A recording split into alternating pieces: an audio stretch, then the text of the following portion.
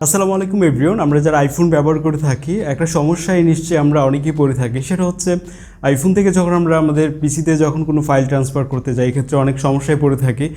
আজকে আমি আপনাদের সাথে এমন একটা সফটওয়্যারের সাথে পরিচয় করে দিব যেই সফটওয়্যারটির মাধ্যমে কোনো ধরনের সমস্যা ছাড়াই আপনারা আইফোন থেকে আপনাদের পিসিতে ডাটা ট্রান্সফার করতে পারবেন বা পিসি থেকে আইফোনেও হতে পারে। আর এটা একটা পেইড ভিডিও, সো আপনাদের যাদের প্রয়োজন নেই তারা ভিডিওটা স্কিপ করতে পারেন। ওকে, ডেসক্রিপশন বক্সে থাকা লিঙ্কে ক্লিক করে আমাদেরকে সফটওয়্যারটি ডাউনলোড করার জন্য এই সাইটে চলে আসতে হবে। সফটওয়্যারটির নাম EaseUS মুভি মুভার। এই সফটওয়্যারটি ডাউনলোড করার জন্য সাইটে আসলাম, দেন নিচে আসলে যেমনটা দেখতে পাচ্ছি এখানে কিছু অ্যাডিশনাল ফিচার্স রয়েছে, এগুলো আমরা দেখব। ঠিক নিচে চলে আসলে আমরা দেখতে পাচ্ছি আমরা পার ডে হচ্ছে 20টা ফাইল ট্রান্সফার করতে পারবো ফ্রিতে। আর প্রো ফিচার্স নিতে হলে সফটওয়্যারটি কিনতে হবে যেমনটা তারা বলছে। আর আমরা এখান থেকে উইন্ডোজ এবং ম্যাকেও এটা ডাউনলোড করতে পারবো। যখন সফটওয়্যারটিকে ওপেন করলাম দেন এখান থেকে আমাদেরকে ড্রাইভার ডাউনলোড করতে হবে, দেন আমাদেরকে মেইন ইন্টারফেসে চলে আসতে হবে। তারপর আমাদের কানেক্ট করতে হবে আমাদের অ্যাপেল ডিভাইসটা, আইফোনটা কেবল দিয়ে। তো কানেক্ট করার পর দেখতে পাচ্ছি এখানে আমাদের অডিও, ভিডিও, ফটো সব ধরনের ফাইল এখানে চলে আসবে।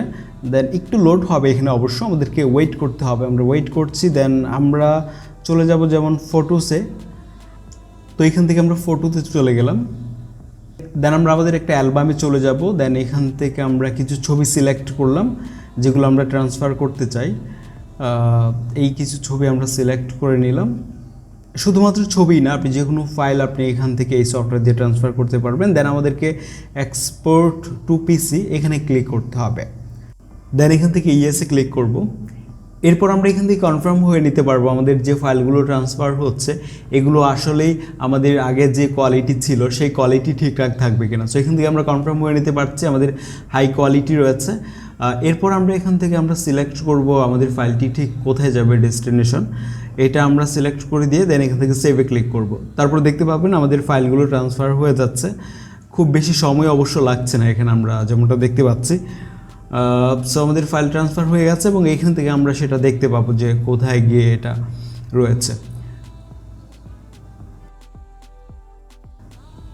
এরপর আরেকটা অপশন রয়েছে, আপনি চাইলে পিসি থেকে আপনার ফোনে যে কোনো ফাইল আপনি নিয়ে আসতে পারবেন এই সফটওয়্যারটির মাধ্যমে। এখান থেকে আমরা সিলেক্ট ফাইলস, এখানে যে হচ্ছে আমরা যে কোনো ফাইল আমরা সিলেক্ট করে দিয়ে যখন আমরা এখান থেকে ট্রান্সফারে ক্লিক করব দেখতে পাবেন আমাদের এই ফাইলগুলো আমাদের ফোনে চলে আসছে।